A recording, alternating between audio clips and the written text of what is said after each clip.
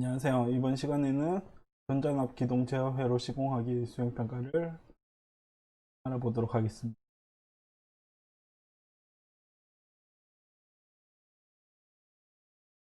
자, 그러면 수행 내용 첫 번째죠. 우리가 해당 부분의 수행이 총 세 가지가 있는데 첫 번째 수행으로 전자납 기동 제어 회로를 시공하는 방법에 대해서 알아보도록 하겠습니다.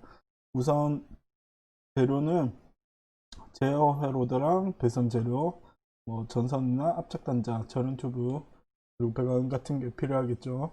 그리고 제어반을 구성할 단자대, 셀렉터 스위치, SS죠, 푸시 버튼 스위치, PB, 그리고 파일럿 램프, PL 등이 필요하겠습니다. 그리고 전자 계장기, 그리고 전자 접촉기, EOCR이랑 PR 등이 필요하겠네요. 그리고 MCCB도 필요할 것 같고, 그리고 제어 패널을 준비하면 되겠습니다. 기구로는 어, 우리가 실제 이제 작업할 때 많이 쓰는 펜치, 니퍼, 그리고 전선을 까기 위한 와이어 스트리퍼, 그리고 전동 드라이버가 필요하겠습니다. 이 외에도 이제 우리가 실제로 회로가 잘 구성되어 있는지 삼상 유도 전동기와 그리고 제어반을 구성할 때 정확하게 하기 위해서 의자가 필요합니다. 그리고 전동 공구랑 여러 공구가 사용하다 보니까 안전 유의사항을 우리가 정확하게 숙지하고 들어가야 하는데, 작업 시 반드시 안전 규정을 숙지하고 작업을 해야 하고, 작업에 필요한 안전장구 계속 필요했었죠. 안전화, 보안경, 작업복, 마스크, 비마개, 장갑 등을 착용하고 해야 합니다. 반드시 우리가 요거를 지키지 않으면 이제 감전사고 제일 먼저 일어나고, 그리고 드릴이 있기 때문에 우리가 여기 다치는 경우가 많죠. 이런 걸 방지하기 위해서 반드시 안전장구를 착용하고 할 수 있도록 하고, 결혼용 보호구 같은 경우에는 이걸 사용하기 전에 반드시 흠이나 이제 균열, 파손 등을 살펴서 이제 손상 유무를 확인하고 사용해야 합니다. 파손된 걸 사용하면 자칫하다가는 이제 절연이 잘 안 돼서 피해를 입을 수 있는, 반드시 손상 유무를 확인하고, 그리고 드릴링, 구멍 뚫거나 못질, 전기톱 사용과 같이 작업에서 이제 이물질이 발생해서 비트 같은 게 이제 눈에 들어가면 실명까지 갈 수도 있기 때문에 반드시 불편해도 보안경이랑 이제 장갑은 반드시 끼고 할 수 있도록 합니다. 그리고 고속 절단기, 드릴링 등 이제 작업 시 소음이 많이 발생하는 경우 청력에 손상이 많이 가기 때문에 반드시 비마개를 사용해야 합니다. 그리고 히트건, 전동톱, 수동톱 같은 경우에는 박스 트레이 가공하는 경우에는 이제 박스 트레이나 뭐 이렇게 작업할 때 손이 다치잖아요. 그래서 보안경, 비마개를 이어서 안전장갑까지 반드시 착용할 수 있도록 합니다. 그리고 늘 강조하고 이제 주의를 주지만, 이제 작업장에는 작업이 끝나고 나면 안전사고 예방을 위해서 주변 이제 환경에 대해서 늘 신경을 쓰고 반드시 작업 주변의 정리정돈을 실시해야지 우리가 안전한 작업을 할 수가 있습니다. 이러한 안전 유의 사항을 숙지한 채 우리가 실제 수행 내용을 조금 더 살펴보도록 하겠습니다. 어, 우리가 이 작업에서 이제 전자납 기동 제어 회로를 시공할 건데, 첫 번째 이제 우리가 작업을 수행하려면 그 시퀀스 제어 회로도를 보고 동작 사항을 이해하고 소요 재료와 사용 공구를 준비해야 한답니다. 그래서 우리가 먼저 우리가 눈에 보이는 공구를 먼저 살펴봅시다. 먼저 여기 선들이 많네요. 선이 많으니까 전선이 필요할 거고, 보통 스퀘어 2.5 파이 정도 되는 거를 우리가 하죠. 근데 2.5파이보다 뭐 1.4 5파이나 6파이 정도 된 거를 제어 회로 선으로 씁니다. 그래서 요 두 가지는 뭐 흑적 청록용이나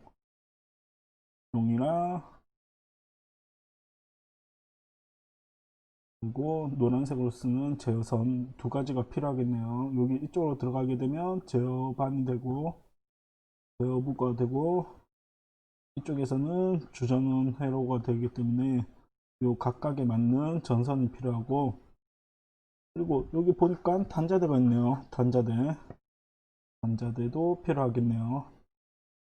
근데 단자대는 지금 보니까 대충 4P 이상 되는 단자대를 두 개 준비하면 되겠네요. 그리고 MC 전자접촉기가 지금 하나, 뭐 번호가 안 붙여져 있는 거 보니까 MC 하나가 필요하고, 그리고 램프가 YL, RL, GL, 노랑, 빨강, GL이니까 초록에 대한 파이럴 램프가 필요하겠네요.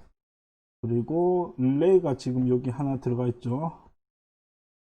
릴레이 하나, 그리고 보니까 단자대도 두 개 필요하고, 그리고 푸시 버튼 보면 푸시 버튼 1번 있고 푸시 버튼 2번이 있네요. NO, NC에 따라서 동시에 동작하는 게 아니라 개별로 눌렀을 때 동작할 푸시 버튼이 두 개가 필요합니다. 그리고 푸시 버튼 1 같은 경우에는 오른쪽에 스위치가 있으니까 항상 오픈되어 있다 NO, 그리고 푸시 버튼 2는 왼쪽에 있고 붙어 있으니까 NC, 항상 붙여져 있다 노멀 클로즈죠. 이렇게 해서 푸시 버튼 두 개가 필요하게 됩니다. 이렇게 이제 소요 재료를 살펴볼 수 있고, 우리가 동작을 한번 살펴볼까요? 어떤 동작을 요구를 하는지. 동작을 보니까 먼저 E로 먼저 시작하네요. 여기 그러면 여기가 접지가 되고 여기 삼상 유도 전동기가 있겠네요. 유도 전동기를 동작하는데 MC가 이제 RST 두 전원을 제어하게 되겠네요.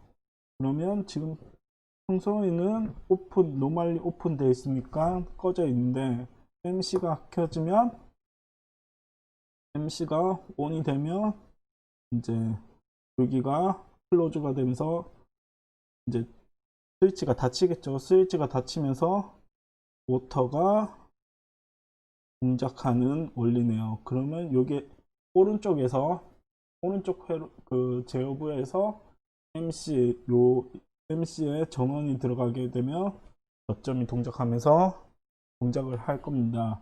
그러면 R상에서 먼저 선을 따오네요. R상에서 나오고, 그리고 T상으로 신호를 복귀시키는데 R상에 스위치가 먼저 하나 있고, 그러면 요거는 S로 되어 있으니까 셀렉터 스위치가 필요하겠네요.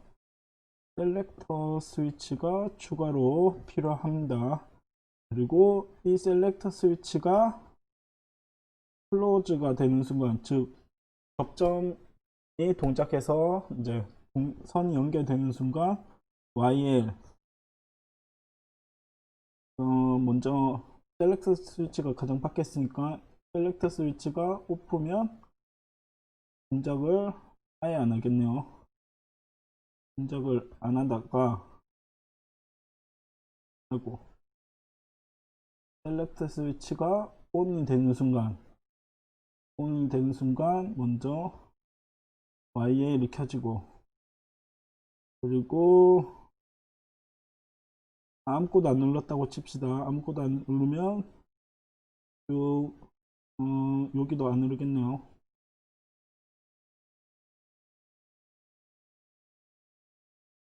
이쪽에는 아직 동작을 안 하고, 그 다음에 MC 여기 이 전자접촉기의 B접점을 따라서 GL이 점등 되겠네요. 맞나요? 점등이 되고, 즉 동작 상태가 확인이 되죠. 동작할 수 있다. 이 상태에서 푸시 버튼 1을 누르게 되면 얘가 A 접점에서 B 접점으로 바뀌면서 닫히게 되겠죠. 닫히게 되면서 이쪽으로 전류가 흐르게 됩니다. 그러다가 푸시 버튼 2를 쭉 통해서 MC랑 릴레이로 전원이 들어가겠네요. 그러면 MC가 ON 되고, 그러면 여기 스위치가 동작하면서 모터가 켜지겠죠. 모터 동작을 하게 되고, 모터 동작하게 되면서 동시에 릴레이가 ON 상태가 되겠네요. 그러면서 여기 있는 릴레이 접점이 동작을 해서 자기 유지를 하게 되고, 그러면 네 번째로 R을 통해서 자기 유지로 모터가 계속 ON이 되겠네요. 모터가 계속 돌아가고 있습니다. 이 모터가 돌아가고 있는 도중에 MC가 전원이 들어왔기 때문에 다섯 번째로 GL이 오프가 되고,